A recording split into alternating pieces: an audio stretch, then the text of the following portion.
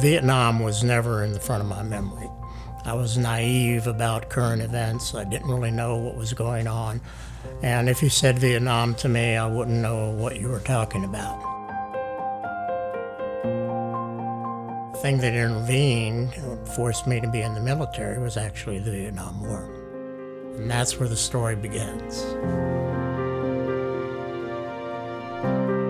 1966, Christmas vacation, December. I'm home, I'm enjoying being back with the family, and there on the mantel is a notice from the draft board saying, we understand that you'll be graduating and that will be the end of your student deferment and you'll be reclassified 1A. I started frantically calling recruiters.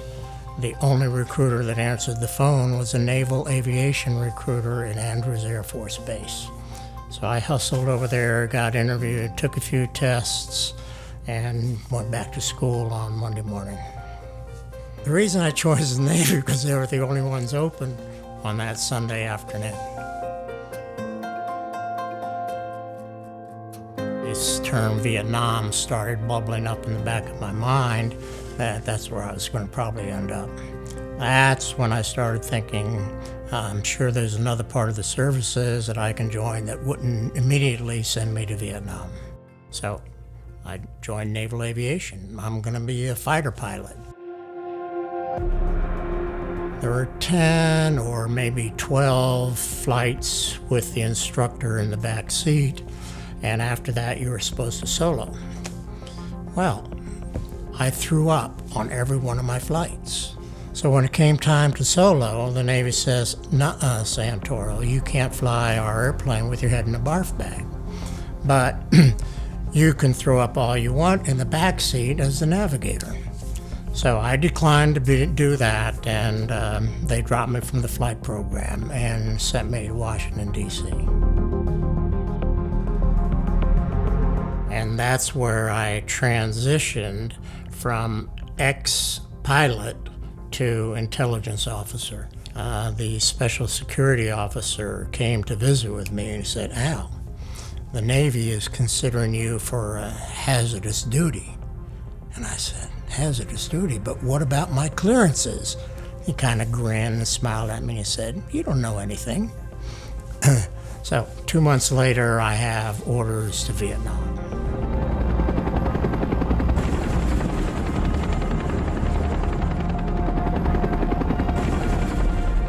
We arrive at Tonsanut Air Base and got on a helo and reported for duty at Go Kong Province.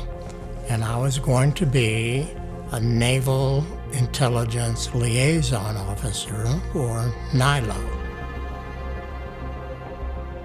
So the program was developed to have NILOs on all the riverine and the coastal provinces that would collect intelligence and quickly disseminate that to the operating forces. Part of my duties when I got there was to run agents, pay informants, gather intelligence of VC sightings, and to try to analyze the kinds of activity and the worthwhileness of the information. And from that, I could plan to disseminate that to the operators. Another part of what I did was to fly visual reconnaissance. And the purpose of the reconnaissance was get familiarity of the area, to identify areas of VC activity, transshipment points, and that sort of a thing. I was not on a mountaintop being mortared. I was not, being ambushed with the patrol in the jungle. I was essentially on independent duty. My experiences were exhilarating, gratifying, and even enjoyable at times. My favorite part of what I did was to fly reconnaissance. I flew with Army 01 bird dogs. I flew in helicopters, Hueys. And during one of my reconnaissance flights, I noticed that there seemed to be a crash site of an airplane. So I got real curious about that and found out that it was a Navy A4 Skyhawk, and it was off of the USS Ticonderoga. An old guy comes out, and he happens to be an ex-VC, and he says, "I know about that airplane. Not only do I know about it, I helped shoot it down. And oh, by the way, I'll show you where we buried the pilot."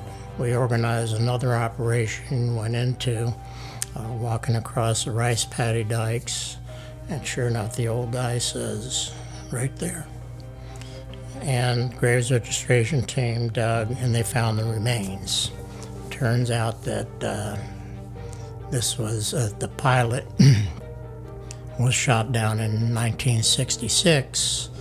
We recovered his remains in 1971. He was a Lieutenant J.G. Pinnaker. And this old VC had told us that there were two aircraft in the flight. And the first aircraft came in and dropped the bomb. And the second aircraft came in, and whether it was a delayed explosion or if this second aircraft was too close to the first one, bomb exploded underneath his aircraft and he went down. So we were able to get him off the missing list and onto the wall. That was the most gratifying part of my career.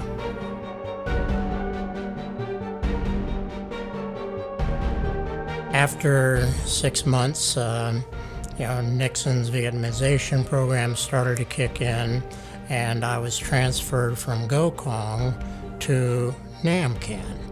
And I was going to be dual-hatted as the NILO and also the intelligence officer for the base. Most of what I did was flying. In spite of being ejected from the Navy flight program, I flew almost every day. In fact, I flew 117 missions. So when I left Vietnam, I had qualified for 5 air medals. I left November 71, and because I had duty in Vietnam, I said, what the heck, I'm going to request duty in Hawaii. And I got it. So I was going to be at the Fleet Intelligence Center of the Pacific, which was on Ford Island. So after I was there for just about 2 years, there was talk in Paris, the peace talks about ending the Vietnam War. And sure enough, in early February, the peace accords were signed and the American detainees were being released from Hanoi. I was assigned a returnee and I debriefed him, and it was Lieutenant Commander Paul Galante. And I was with that group escorting Lieutenant Commander Galante. I went to the mainland, and I can remember arriving someplace up north, and it was 2 a.m. in the morning, and it was snowing, and it was cold, and you look out the window, and there's this group of people waving and celebrating that the returnees were coming home again. I can remember some baby on some father's head, so that was very exciting. And I finally delivered Paul Galante to a base in Virginia, and he was met by his wife, Phyllis. Coincidentally, at that time, Paul and his wife, Phyllis, made the cover of Newsweek magazine, kind of celebrated their return. The returnees were always smiling. They were so happy to be back. Most of my career was in the Pacific.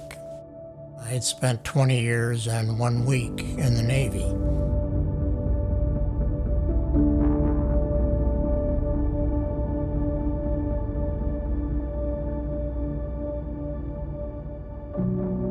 was deployed to Vietnam. The Navy issued me a camera, and I was supposed to take pictures for all my reconnaissance, so I just took pictures of everything. Here's my uniform for flying: operator helmet, flight suit. Here's pictures of the A4. Here's the operation that we went in. This is a person from the Graves registration. Here's what they dug out. These are the remains.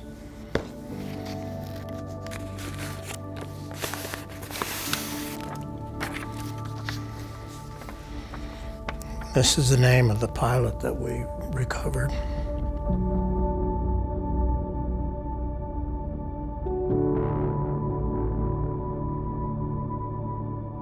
So this is an authentic VC flag that the operators recovered on one of the operations based on the intelligence that I had given them.